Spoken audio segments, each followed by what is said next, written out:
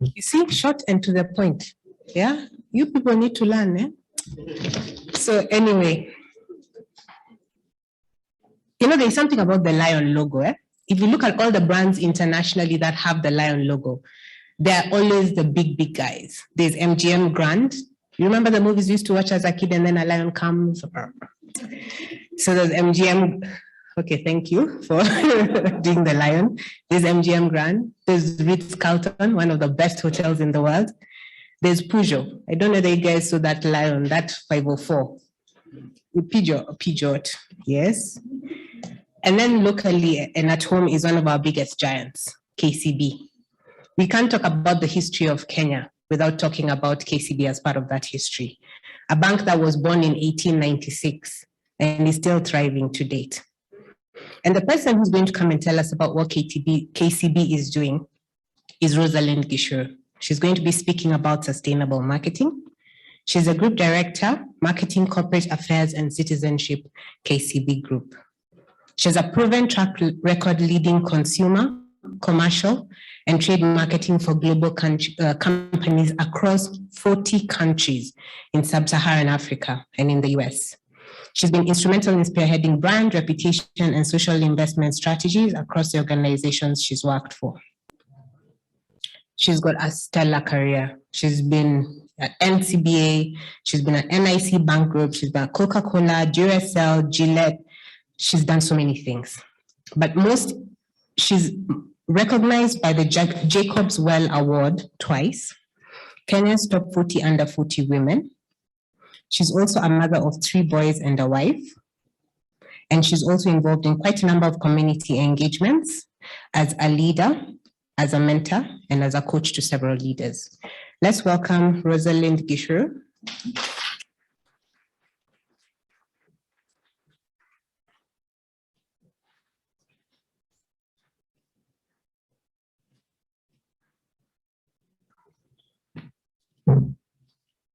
Good morning, everyone.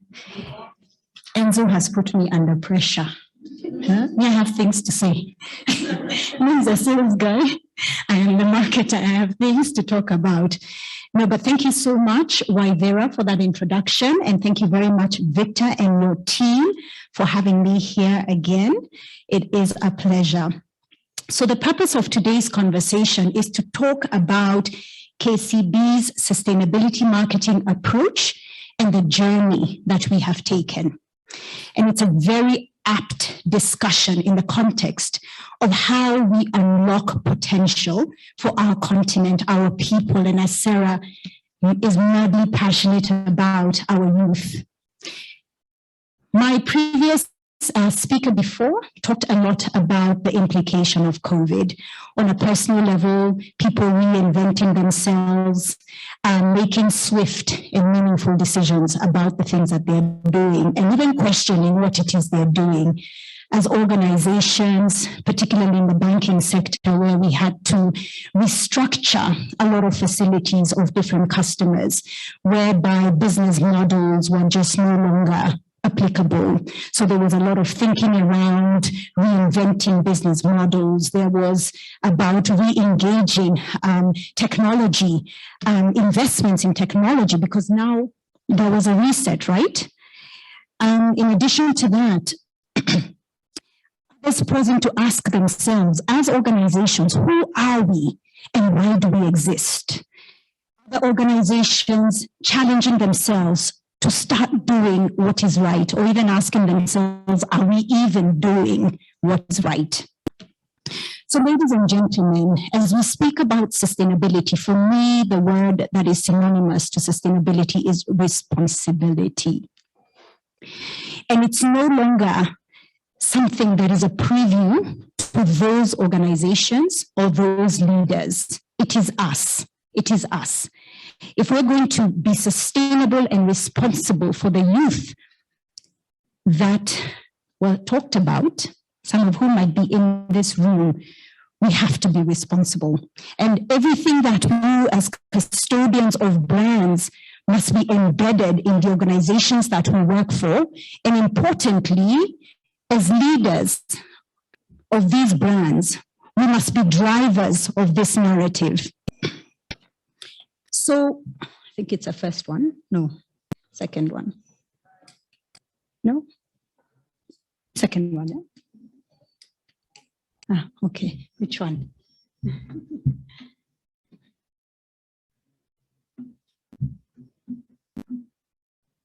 Okay. Which one? Third one. Okay.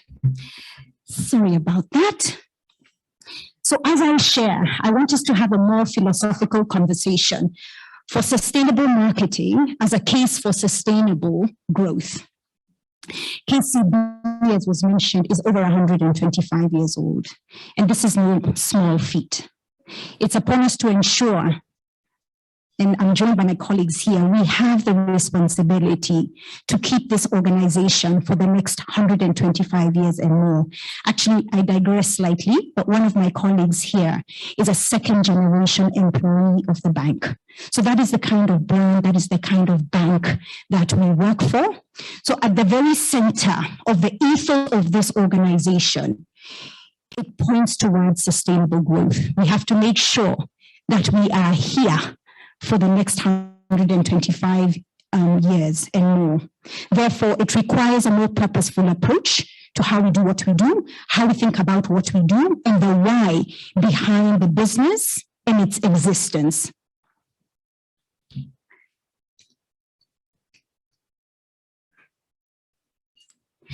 So it's important to reflect on the deeper questions and not just be experts in what we do, but have a personal understanding on why we do it and make that clear across the entire organizations that we work for. So the what is not enough anymore. It's about the why.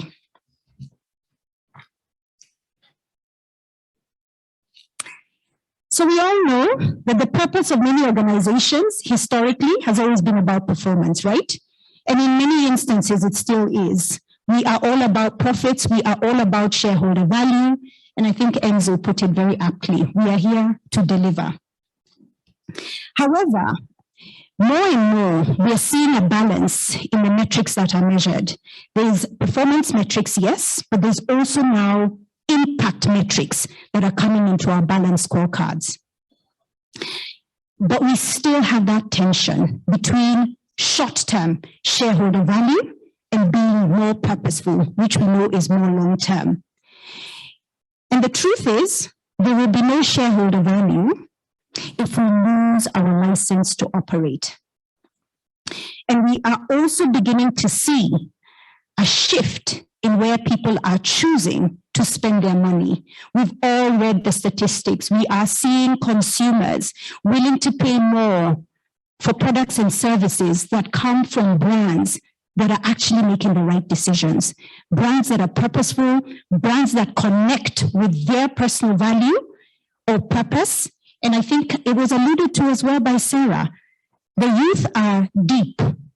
They have purpose. And if you are not connecting with them, we have a problem. So the statistics are already showing a shift in spending habits. So it's no longer just about shareholder value. So we are seeing this shift towards a more purpose-led economy and therefore the spend. So as a result of this, we then continue to see the shift behind not just shareholder value, but not just shareholder value, but shared value. And today, many of us are still playing in the philanthropic space, CSR, CSI, but we've got to move to shared value, whereby a business strategy is focused on companies creating measurable economic benefit by identifying and addressing social problems that intersect with their business. So business models today have to identify not only that economic benefit to the company, but also the measurable impact on social and environmental issues. And we are seeing a shift of leaders beginning to talk more and more about shared value. And this idea is being advanced all over the world, and KCB is well on the way on this particular journey. We are also seeing new thinking being advanced, where businesses want to be the best for the world and not just the best in the world. And for those readers in the room, we all know Simon Sinek and his book, Start with a Why. People don't want to buy what you do, but they want to buy what you do, but they want to buy why you do it. And I digress again. Victor, when I listen to how you began this platform and this forum, it's not about what you do. Me partnering with you, and I will continue to make myself available to you. It's because of the why that you do this. So it actually matters why you do things. So at KCB, this for us is all under our citizenship agenda. And we deliver our why through two lenses. One is around sustainability, and the other one is around the activities of the KCB Foundation. And underlying these two areas is our commitment to sustainable development that addresses that interconnectedness between challenges that affect our communities and the things that we know are important to us for posterity. So sustainability at KCB ensures that all our activities take cognizance of the society and the environment in which we operate. So this is not just for us, but it is also for all the players in our ecosystem. So this includes our vendors and our partners. We hold them accountable to the same very standards that we hold ourselves to. The KCB Foundation on the other side there addresses the issues of relevance, specifically within the thematic areas of education, enterprise development, health, environment, and humanitarian interventions. Enterprise development being our flagship pillar through the Gichuru program. And for the KCB Foundation programs, these are customized for every market that we operate in. This is my favorite evangelist slide, and it is really makes the case for that point of intersection that must happen for all of our brands. So in the top circle there, you can see our brands, your brand, and it's really where you define your identity. Who are you? On the other side, it's how you tell the story. So once you know who you are, then how do you tell this story? And then all of us have the responsibility to build social and economic capital. And for us, that's really now where sustainability and the foundation come together. And on the other side is the culture and our people. So those four circles need to come together because that point of intersection is the sweet spot. And for us as a brand, it is our point of inflection. So our framework for sustainability or responsible marketing is anchored on four pillars: financial, economic, social, and environmental. And we subscribe today to 9 SDGs. So the financial really speaks to our day-to-day operations and the responsibilities that we have around that as a bank. So it is where we anticipate, prepare for, manage our risk, credit control, comply with all of our regulators to run our business in the most efficient way and sustainable way. It's where we drive technology and innovation as well. Economic is our impact to the larger economy. Here it's the taxes that we pay. We're one of the biggest taxpayers. The jobs that we create across the group, we have over 8,000 employees. Our vendors and our partners, like I talked about, we work as an ecosystem. And of course, our financial contributions that we make. Socially, the welfare of our communities, as well as our employees. So to operate in a growing economy where we become an integral enabler, and as was mentioned by Waithera, this 125 years of existence means that we are part and parcel of the DNA of the markets and the people and the consumers where we operate. And then environment. This is on a basic level, everything from reduction in consumption of paper, electricity, water, all the way through to how we measure and are held accountable as a large bank for our carbon footprint And we have also made commitments where we are held accountable against specific metrics that speak to our contribution to the environment and making sure that we leave an environment where our children can experience the kind of life we have experienced. And as was mentioned, it's raining today, it should be sunny. So it's not okay anymore to do nothing about the environment. So we have publicly declare a number of these different metrics as we report. And then I talked about the 9 SDGs, all of which are guided by a policy that makes sure that there's posterity. So our children, that third generation employee, will come and find this thing still intact.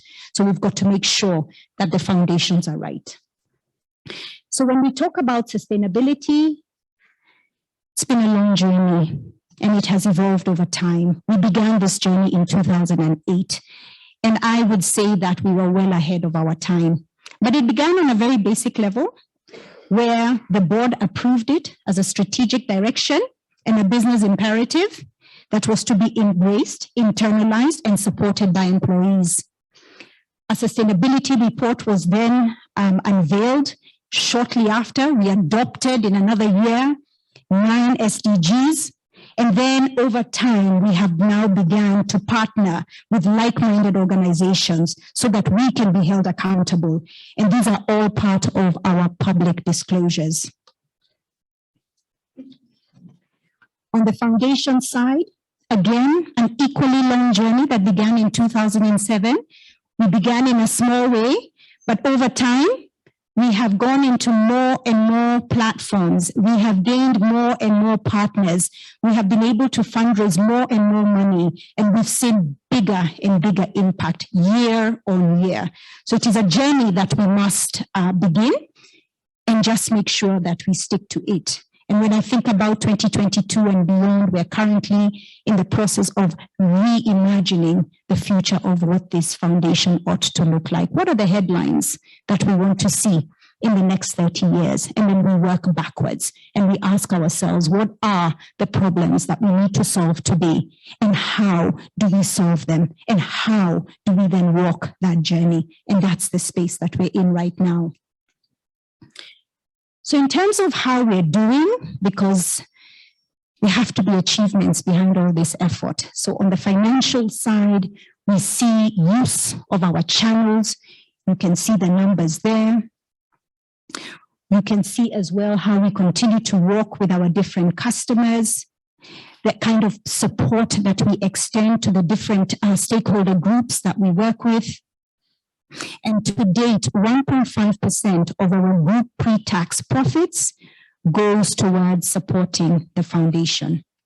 From an economic standpoint, you can see the taxes that we pay. 68% of procurement spent on local suppliers. We are supporting our local suppliers and vendors. And from the program that I talked about, which is our flagship around enterprise development, we have proudly created 50,000 jobs. We have trained 50,000 young people, 100,000 new jobs have been created, businesses have been set up, and we have even dispersed loans. So this is now a true definition of what shared value is. On the social impact side, we're doing different and a myriad of things in our journey, which gives money to the elderly, the orphans, the vulnerable, our high school program, which now we also support university students, our women proposition and the women that we're supporting in business, the women that we're supporting within the organization. And today, 41% of our board is women. And then some of the other programs that we participate in, special interest groups that we support, and implementing of policies since 2014, again, to ensure that there is posterity. On the environmental side, for us, big for us is responsible lending, green lending. In the next few years, we want to see 25% of our lending portfolio green. So currently working very hard with big corporates, but also working with SMEs. And these are all, I believe that not too far into the future, we're all going to have to disclose our contribution and the metrics behind what we're doing. So it is a crucial journey that we're on. Capacity building is a big one. This is a space where you never arrive. You've seen the evolution of the journey that we've been on. So continuous capacity building is crucial. Energy efficiency, like I talked about, public disclosures around our consumption, and the resource reduction, setting targets, carbon footprint, all of those things, very key to us. And even more important for us as a bank, because many people, when they want to come and invest in us or give us money, they want to see, what have you done or what are you doing? So it is crucial. We have various partners across the board. We can't do this alone. So partners come on board to support us in capacity building, training, funding, as I talked about, provision of financial support and credit guarantees, peer-to-peer learning, as well as best practice adoption. So you don't have to start from the beginning. The Bible says that there's nothing new under the sun. So best practice adoption is key. Our commitments and accreditations. So as I mentioned, we have voluntarily made commitments with like-minded organizations to be accountable to them on all the activities the bank does under what we call our citizenship umbrella. Net Zero Banking Alliance, for example, is a conglomerate of global banks that have committed to take strategic actions towards reducing greenhouse gas emissions to 1.5 degrees with an intention to grow towards zero by 2060. We may not really know what that means, but our children's children, when they can't even go outside for a minute because of that heat, we shall understand it. But I believe the pressure is on for us. So we are the first bank in Africa to be accredited. We are also members of the Green Climate Fund accreditation, a UN body charged with the responsibility of ensuring that climate mitigation and adaptation is executed in projects. KCB is accredited again as the first bank in East Africa. The UN Global Compact, another. Again, we have made commitments to deliver our business through the sustainable principles. The UN Finance Initiative is another, Principles for Responsible Banking. And lastly, KBA, Sustainable Finance Initiative, all of which are public declarations that we proudly make. So what then become the action points for the next decade for us at KCB?